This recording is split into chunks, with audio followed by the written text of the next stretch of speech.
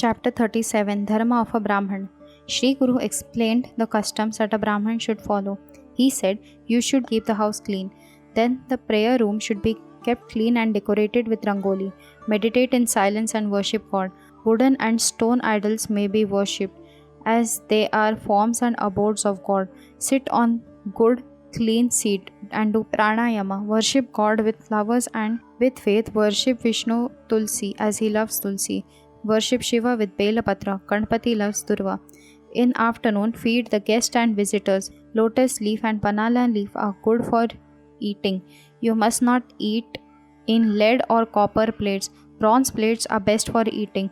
Eat sweet dishes first. Rice should not be eaten first. It will not get digested. Eating leftover food is forbidden. After food, you may have tambula, betel leaf and nut with lime. There is no harm if one eats food with ghee or oil. After food, you should study the Vedas. After food, you should study the Vedas. One must not sleep on the cremation ground, in a dilapidated temple, or on a river bank, or an ant hill or crossroad.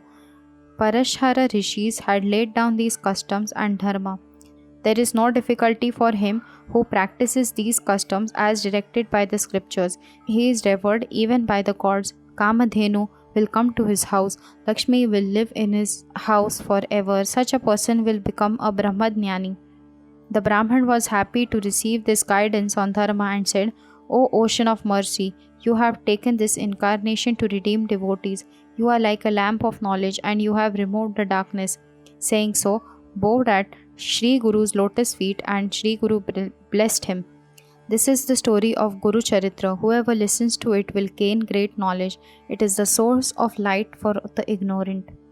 Chapter 38 4,000 fed with food of 3 seekers only.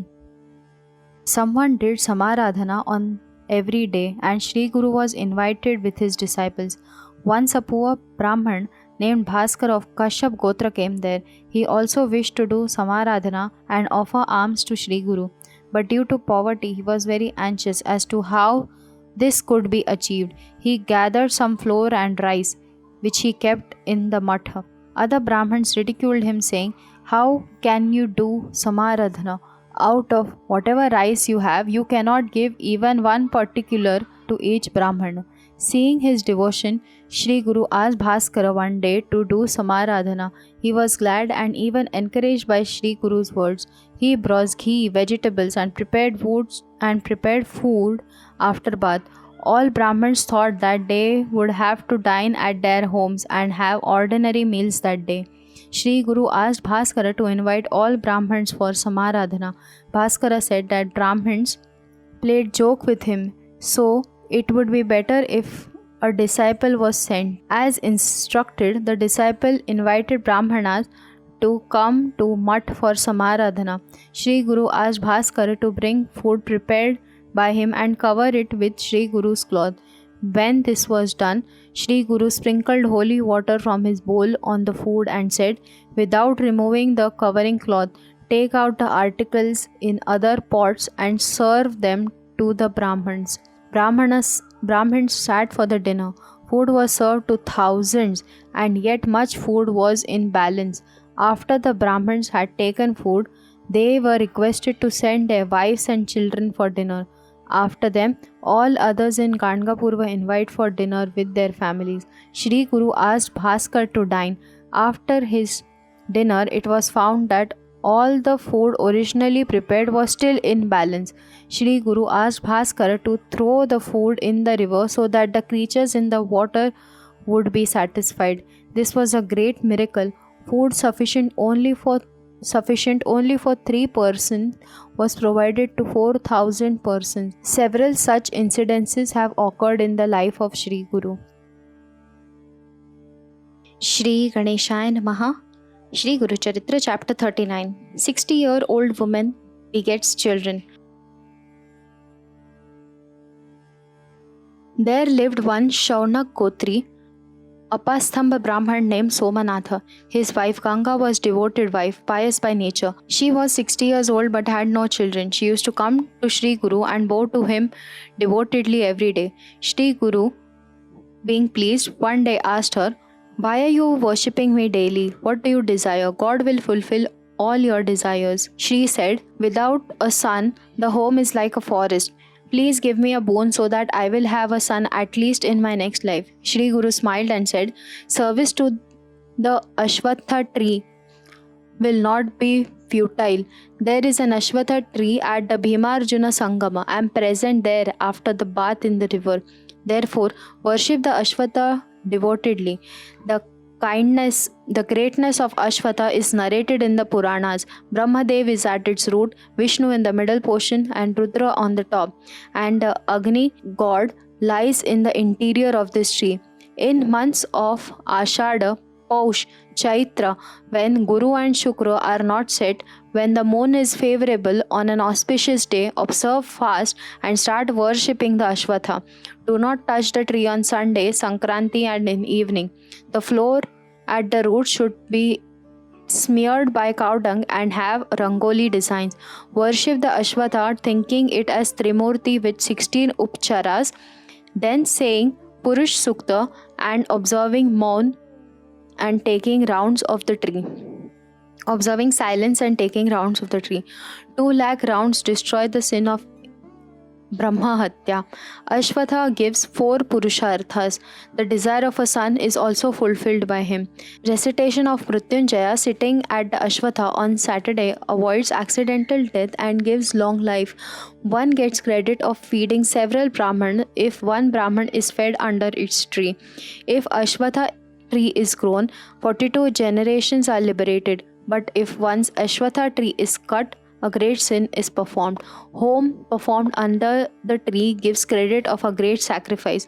Do homa of 1/10 of the number of rounds and feed Brahmanas and give gold to Ashwatha in charity. She started worshipping Ashwatha as advised by Sri Guru. On the 3rd day she had a dream. A Brahman told her to go to Sri Guru at Gangapur and have 7 rounds of Sri Guru and take the prasad that is given to her and her desire will be fulfilled. She woke. On the 4th day, she went to Sri Guru and had 7 rounds. Sri Guru gave her 2 fruits and said, eat these fruits, your desire will be fulfilled. She then completed her vrata of worship of Ashwatha. During meals, she ate fruits given by Sri Guru. In the evening, she started periods. On the 4th day, after bath, she went to Sri Guru and bowed to him. 5th day, she became pregnant. In the 7th month, she was given Oti and she gave Vayan to married women. Seemanth was performed in the 8th day. After 9 months, she begot a daughter. After 10 days, she came to Sri Guru with the baby. Sri Guru smiled and blessed her baby and said, you will have one more son. What do you prefer? A well-behaved son of 30 years of age or a foolish having 100 years life? The woman said, I would like to have a well-behaved son who should have 5 sons. Sri Guru blessed her as she desired. Later on, she had a son who became learned and won fame. He had 5 sons, and in course of time, her daughter's husband performed sacrifices and was well known as Dikshita. Chapter 40. Leper Brahmin Cursed. Once a Brahmin, Narahari by name, came to Sri Guru at Gangapur and bowed to him, saying, my life is futile. I studied Yajurveda, but I am suffering from leprosy. All the people despise me and do not invite me for karma. I have visited several holy places, but the disease is there. Kindly bless me. Sri Guru gave him a dry log of Audumbara and said, go to a Sangam and plant it on the bank of Bhima in the east. After bath, worship Ashwatha at the Sangam. Again bathe and give water to this log thrice a day. When it sprouts green foliage, your sins will be wiped off and you will be free from leprosy. As instructed by Sri Guru, Narahari planted the log on the bank of Bhima and began to water it thrice. Some person said to him, are you mad? How can a dry log bear green foliage? Still, Narahari continued his watering of log devotedly. He observed fast for 7 days. Sri Guru was informed by his disciples regarding the devoted service of Narahari to the log. Sri Guru said, one gets fruits as per one's devotion. There is a tale in Skanda Purana in this connection. Sud narrated to the rishis, in former days there lived a king, Singhaket, in Panchal. His son Dhananjaya once went to the forest with Shabardud, who picked up a linga-like stone near Shiva temple. Rajkumara asked him, "What will you do with this stone? There are so many lingas like this spread over here." Shabardud said, "I wish to worship this linga daily. Please tell me how to worship it." Rajkumara said, "Take this linga home, worship it with flowers, bela leaves, along with your wife. Offer nevedya of bhasma every day. Whatever food you have should also be offered." The Shabar took the linga home and started worshipping. One day he could not find fresh bhasma. He was much worried. His devoted wife said, "Burn my body and offer bhasma to God." The Shabar was very much pained to hear this. He said, "I shall be doing a great sin if I burn you." The wife said, "Death will occur some day or other. If I give my body for Shiva's worship, I shall have place in Kailas, so you need not be sorry." Shabar burned her and the bhasma was offered to Shivalinga. As usual, he called his wife to take prasad. She also came smiling and took the prasad. The home appeared to be normal, as if nothing had occurred. Seeing this, Shabar was much astonished. His wife said, "I heard your voice, and as if I was aroused from sleep, Gauri, Raman, Shiva appeared before them. Both bowed to them. Sri Shiva was pleased and blessed the couple. Such is greatness of devotion of Guru. One who has implicit faith in the words of Guru gets such fruit." Sri Guru went to Sangam to see the leper Bramhin. He was pleased with his devotion. The Brahman was giving water to the log. Sri Guru sprinkled the holy water of his bowl on the log, and instantly green foliage sprouted on the log. The leprosy of the Brahman disappeared and his body became healthy and bright. Narahari bowed to Sri Guru and began to pray him. He composed 8 shlokas which are being chanted at Gangapur in night after Aarti daily till now. Sri Guru placed his hand on the head of Narahari and blessed him. He returned to Math with Narahari. All the persons wondered to see this miracle. Many did Samaradhana. Sri Guru named Narahari as Yogeshwar and asked him to come with his family and live with them. Sri Guru gave him Vidya Saraswati mantra also.